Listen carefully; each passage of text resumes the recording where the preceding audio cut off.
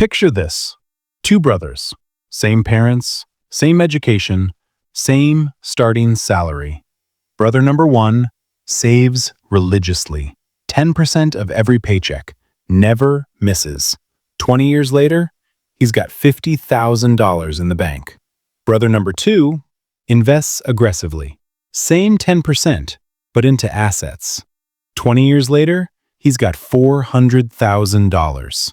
Same discipline, same sacrifice, but one is comfortable. The other is wealthy. Here's the brutal truth nobody wants to hear. Your parents lied to you. The bank is lying to you. And that savings account you're so proud of, it's not security. It's a slow financial death. Today, we're exposing the biggest money myth in human history, and why the advice that kept your grandparents safe is the exact thing keeping you poor. Stay until the end, because what I'm about to show you will change everything you thought you knew about wealth. Let's go back. 1945. World War II just ended. America is booming. Jobs everywhere. A dollar actually means something. Your grandfather could buy a house for $8,000, a car for $1,200. Saving made sense. Put money in the bank. Get 3% interest. Watch it grow. Retire at 65 with a pension and a paid-off house. The system worked. But here's what they don't teach you in school. That system died 40 years ago. In 1971, President Nixon did something that changed everything. He took the US dollar off the gold standard. Suddenly, money wasn't backed by anything real. It became paper, numbers on a screen, and the government could print as much as they wanted. Fast forward to today. The Federal Reserve has printed more money in the last 4 years than in the previous 100 years combined. Translation? Your savings are evaporating. Right now, in 2026, the average savings account gives you 0.4% interest. Inflation? Running at 3 to 4% annually. Do the math. You're losing 3% of your wealth every single year, just by saving it. That $50,000 you saved? In 10 years, it'll have the purchasing power of $35,000. You didn't spend a dime, but you lost $15,000 anyway. Welcome to the inflation trap. So how does this work? How does saving money actually make you poor? Think of money like ice. When you save it, you're putting ice in your freezer. Sounds safe, right? Wrong. Your freezer has a crack. Every day, a little bit melts. You don't see it happening, but slowly, your ice cube shrinks. That crack is inflation, and it never stops. Here's the formula the wealthy understand, and the middle class ignores. Wealthy people ask, how can I make my money work for me? Middle class people ask, how can I save more money? Completely different mindset. Let me break it down. Scenario 1. You save $1,000 a month for 30 years at 0.5% interest. Total saved? $360,000. After inflation? Real value is closer to $210,000. You worked for 30 years, sacrificed, delayed gratification, and inflation stole $150,000 from you. Scenario 2. You invest that same $1,000 monthly into index funds. Average return? 10% annually. Total after 30 years? $2.3 million. Same effort, 6 times the wealth. Why? Because investments grow faster than inflation destroys. Here's the key principle. Cash loses value. Assets gain value. Your savings account? It's cash, dying slowly. Real estate? That's an asset, growing. Stocks? Asset, growing. Businesses? Asset, growing. Gold? Asset, holding value. Even Bitcoin, love it or hate it, it's an asset that's outpaced inflation by massive margins. The rich don't save, they acquire assets. Then those assets generate more money, which they use to buy more assets. It's a flywheel. Meanwhile, the average person saves cash, which loses value, which means they have to work harder to save more cash, which loses more value. It's a hamster wheel. And the system is designed this way. Banks want you to save. Why? Because they take your money, lend it out at 6%, and give you 0.4%. They're using your savings to get rich while you get crumbs. Governments want you to save. Why? Because savers are predictable. They don't take risks. They don't build wealth. They stay dependent on the system.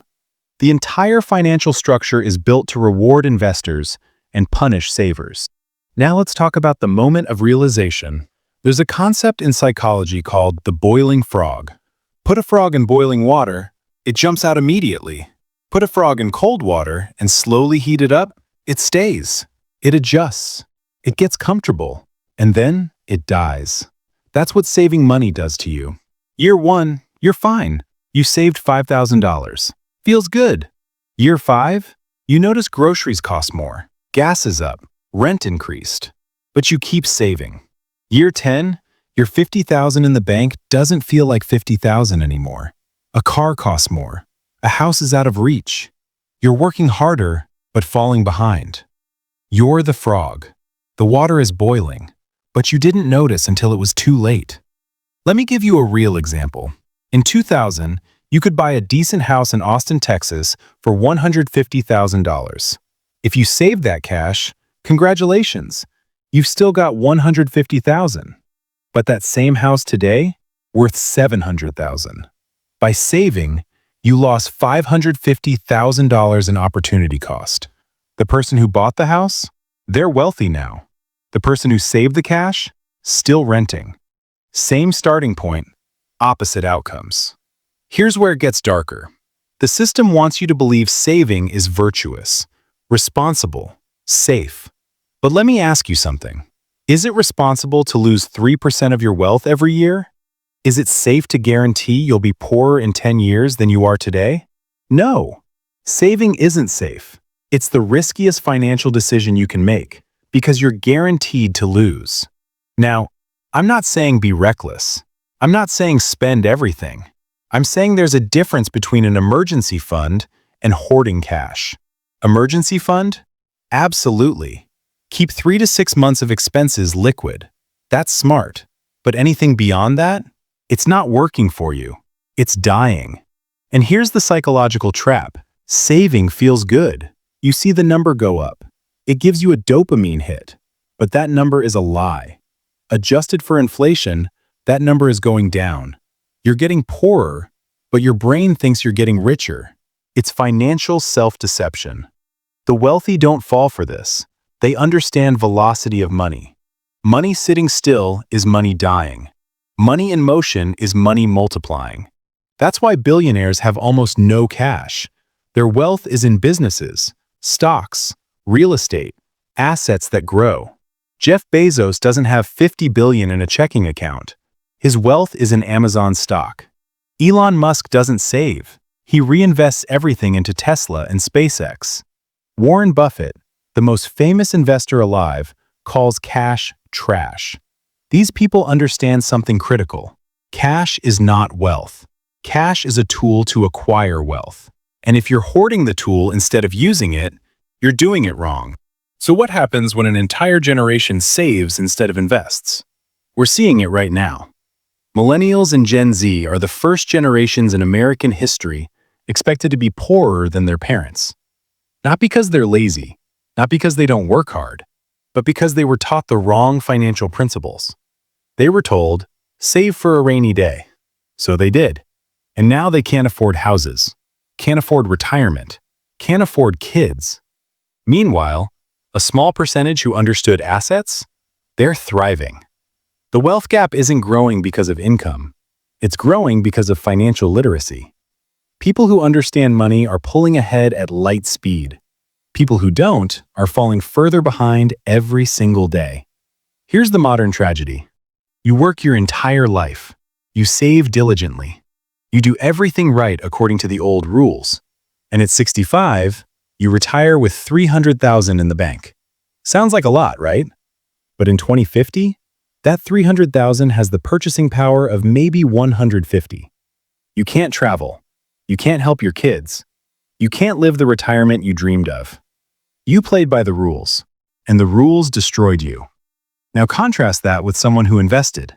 Same career, same sacrifices. But they put money into assets.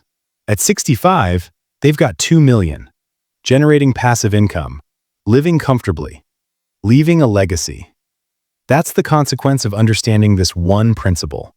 Savers get poor, investors get wealthy, and the gap between those two keeps widening. Here's another consequence nobody talks about. When you save instead of invest, you lose time. Time is the most valuable asset in investing. Compound interest needs decades to work its magic. If you waste your 20s and 30s saving, you can't get those years back. You can't go back in time and buy Amazon stock in 2000. You can't go back and buy Bitcoin in 2010. You can't go back and buy real estate before the market exploded. Those opportunities are gone forever. And every day you keep saving instead of investing, you're losing more opportunities. That's the real cost. Not just money, time. So what's the lesson here? Money is not meant to be saved. It's meant to be deployed. Think like a general, not a hoarder. A general doesn't stockpile soldiers in the barracks. He sends them into battle, strategically. Your money is the same. Keep some in reserve, absolutely, but send the rest to work, in investments that grow faster than inflation. Index funds, real estate, businesses, anything that produces returns. Here's the Stoic perspective. Marcus Aurelius said, "You have power over your mind, not outside events." You can't control inflation. You can't control the Federal Reserve. You can't control market crashes. But you can control your response. You can choose to be a victim of the system, or you can choose to use the system. Saving is passive. It's hoping things work out. Investing is active. It's taking control of your financial future. The Stoics believed in taking action on what you can control and letting go of what you can't. You can't stop inflation, but you can invest in assets that outpace it. That's power. Here's the final truth. The world is divided into two groups: those who understand money and those who work for it their entire lives. Which side do you want to be on? So here's my question for you. What's the biggest lie you were told about money growing up? Drop it in the comments. Let's expose the myths together. And if this video changed how you think about wealth, hit that like button, subscribe, because we're just getting started. Next video, we're breaking down exactly where to invest in 2026 if you're starting from zero. You don't want to miss it. Remember, saving feels safe, but investing is freedom. Choose wisely.